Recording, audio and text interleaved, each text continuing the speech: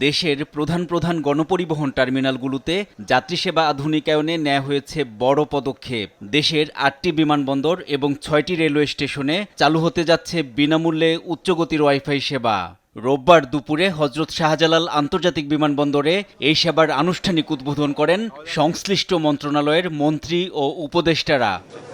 সেবার আওতায় একই সঙ্গে ৩৭,০০০ যাত্রী ফ্রি ওয়াইফাই ব্যবহার করতে পারবেন। ইতিমধ্যে আমরা ৮টা এয়ারপোর্ট, ৬টা রেলওয়ে স্টেশন এবং 4টি ট্রেনগুলিতে আমরা ফ্রি ওয়াইফাই চালু করে দিয়েছি। ৩৭,০০০ যাত্রী একসঙ্গে এই ওয়াইফাই নেটওয়ার্কের মধ্যে আসতে পারবে একসঙ্গে। এটা একটা অনেক বড় ব্যাপার।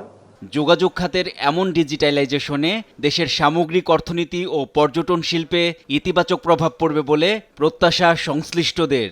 আজকে এখানে যারা যাত্রীরা আসতেছেন, প্রবাসী ভাইরা আমাদের বিদেশ থেকে যারা আসছেন, তাদের সুবিধাটা দেখাই আমাদের বিমানবন্দরের মূল লক্ষ্য। আমরা সেইভাবেই কাজ করে যাচ্ছি। মাননীয় প্রধানমন্ত্রী ওনার নির্বাচনী ইশতেহারে বলেছিলেন যে দ্রুত নির্ভরযোগ্য ফ্রি ওয়াইফাই সাধারণের জন্য আমরা উন্মুক্ত করব। This is our commitment. যদিও যাত্রীদের থেকে মিলেছে মিশ্র প্রতিক্রিয়া। কানেক্ট করতে চেয়েছিলাম কিন্তু হয়নি। তবে বাহিরে যে আমি কাঠমান্ডু থেকে আসলাম, ওখানে ওয়াইফাইয়ের স্ক্যানারগুলি অনেকগুলি দেওয়া সাথে সাথে পাওয়া যায়, কিন্তু এই পরিষেবাটা আরও ভালো হওয়ার দরকার।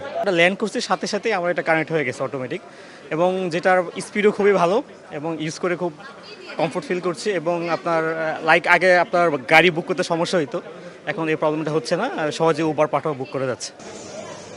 এনআই নাহিদ, দেশ টিভি, ঢাকা।